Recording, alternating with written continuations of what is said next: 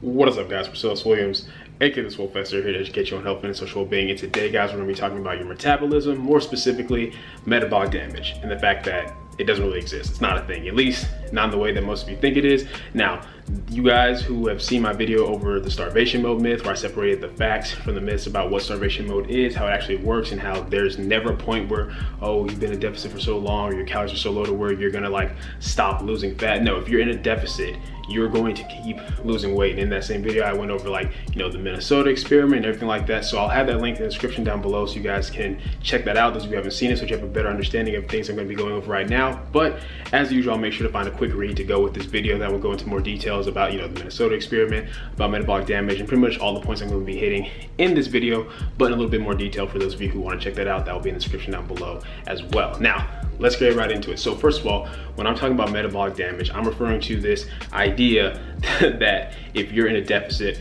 for too long, or if you're in a deficit where your calories are way lower than what they needed to be, like let's say you were supposed to be doing about 300 to 500 calories under maintenance, but you're doing like 800, 1000 calories under maintenance, or this idea that like, oh, I was just doing so much extra cardio while I was in my deficit, to where you basically damage your metabolism in the sense that you have permanently slowed it down, because most people realize that, hey, once you're in a deficit, your metabolism slows down. And the issue is that, like, you know, oh, metabolic damage just means that you permanently slowed it down, which is just nonsense, guys. The first thing you guys have to understand is that our metabolisms as humans is very, very adaptable. If you are taking in less energy, then you are going to expend less energy. And for that reason, that's why our metabolism slowed down. Our resting metabolic rate will slow down. In contrast, if we take in more energy as humans, then we are going to expend more energy just in general. Once again, because our metabolisms are very adaptable. Now, the first thing you guys have to understand is that your energy expenditure, your metabolism, is determined predominantly by three things. First and foremost, your body composition. Secondly, your activity level. And then third is just like, you know, your genetics. Like kind of like everyone, you know, some people have a slightly faster metabolism than others, some people have a little bit slower metabolism than others. It doesn't account for as huge a difference as things like your activity level and then like your overall body composition, like how much muscle mass you have to compare to fat, but it does play a key role in it. But acute changes, things like, you know, increasing our caloric input or decreasing our caloric input, those are going to cause changes in the body. Those are going to cause changes with our resting metabolic rate. But the thing you guys have to understand is that those changes pretty much return to normal once you go back to your normal caloric maintenance. That's it. So the reason that a lot of people believe in this whole, like, you know, oh no, my metabolism will slow down, is because they notice once they are done with their deficit of a diet, like let's say you hit your goal weight and they start just eating whatever they want or eating, you know, however they want, that, oh, but I suddenly put on all this extra weight, all this extra fat. The first thing you guys have to understand is that when you start eating normally again, you're going to put on a little bit of extra weight just due to like having more food in your system and your glycogen storage is being more full. That's it. That's normal. If you suddenly like found like in your first day of not eating a deficit, oh, I put on like 3 to 5 pounds, it's pretty much just water weight, guys. You don't have to worry about that. You didn't just suddenly gain 3 to 5 pounds of fat from one day. I'm sure some of you could eat enough to do that, but more than likely that's not the case. And then the second thing you guys have to understand is that the reason a lot of people suddenly put on all this extra fat once they're doing the deficit is due to the fact that they overeat. They binge. The same way that you always put on fat, that you're suddenly taking in more energy than you're burning. Meaning, a lot of people get in this mindset where, okay, I hit my goal weight, I'm at the body composition I want to be at, so they just start eating crazy. Why? Because, well, I've been in a deficit all this time, now I'm hungry, so they just start eating crazy, start binging, and next thing you know, they're in a surplus, an extreme surplus, and now they're suddenly putting on fat because they're not even in a slight surplus. They're taking in so much energy at once to where, yes, your body's going to start to store that as fat, but you don't have to worry about, that's not metabolic damage, that's just due to you overeating, period. Because at the end of the day, once, like, as I explained, guys, once you go from being in a deficit back to maintenance, your energy levels are going to return to normal.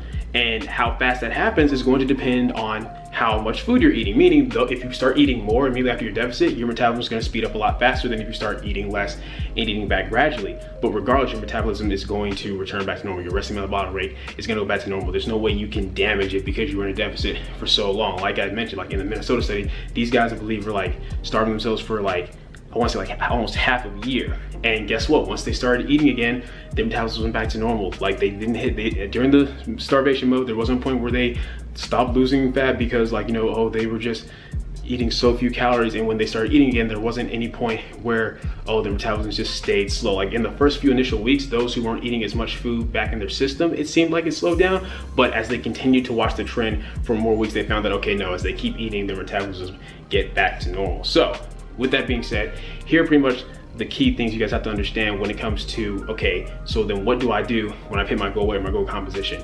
What you have to do is kind of try to figure out how many calories you need to be taking in to maintain that. Chances are you don't need to stay in the deficit, because if you stay in the deficit, you're probably just gonna keep losing more weight. You wanna kind of maintain where you're at. So of course you can use calorie calculators to kind of give you an idea. You know, you put in your height, your height, the current weight that you're at now, your age, all that kind of stuff, and it'll kind of give you an estimate. But the best thing you can do is just kind of gradually introduce calories back into your diet and kind of see like how your body composition responds to that, how your weight fluctuates to that, not counting the little bit of weight you're going to gain from things like, you know, glycogen and more food in your system. But basically, once that first couple of days are out the way and you see like, okay, I gained like, you know, 3 pounds of like pretty much water weight due to the glycogen. Once you're at that point, you kind of just see how many calories you need to eat to maintain that weight. If you start gaining weight continuously after that, then that means, okay, I need to scale the calories back a little bit.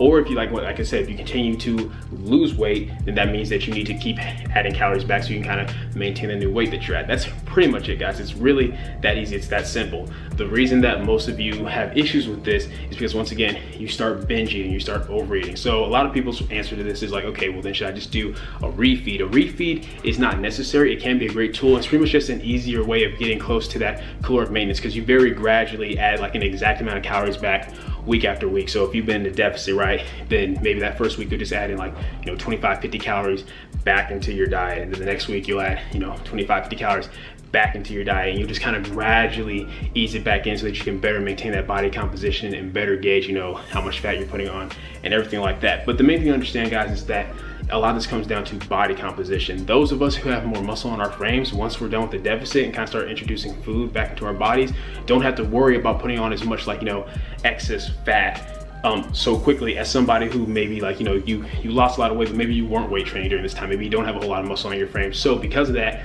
yeah, a lot of the food that you eat and reintroduce back into your system, if you're overeating, if you're in a surplus, you are going to be more prone to store that as fat. Why? Because you don't have as much muscle mass on you, which is going to help with, you know, burning more fat at rest and everything like that, which is once again why I said body composition plays a huge role when it comes to your overall metabolism. But this idea that because you're in a deficit for too long, because you did too much cardio and all this myths, all this nonsense, it's just not true, guys. It's nothing you have to worry about, especially for those of you who are like very overweight or obese, where you've been in deficit for a long time because you're just trying to get to a healthy body fat percentage. The last thing you need to be worrying about is myths about like your metabolism slowing down. You need to keep your focus on getting back to a healthy body fat percentage. So that's pretty much it, guys. That's it for the video. Hope you enjoyed it. Hope it all made sense. As usual, if you guys have questions down below, go ahead and leave them in the comment section. You know that I'll read, you know that I'll respond, you know that I will get back to you. But yeah, that's it for the video. Hope you enjoyed it. If you did, go ahead and leave a comment down below. Let me know what you did. If you're not, leave a comment down below. Let me know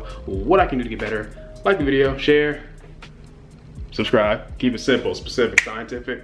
I'll catch y'all later.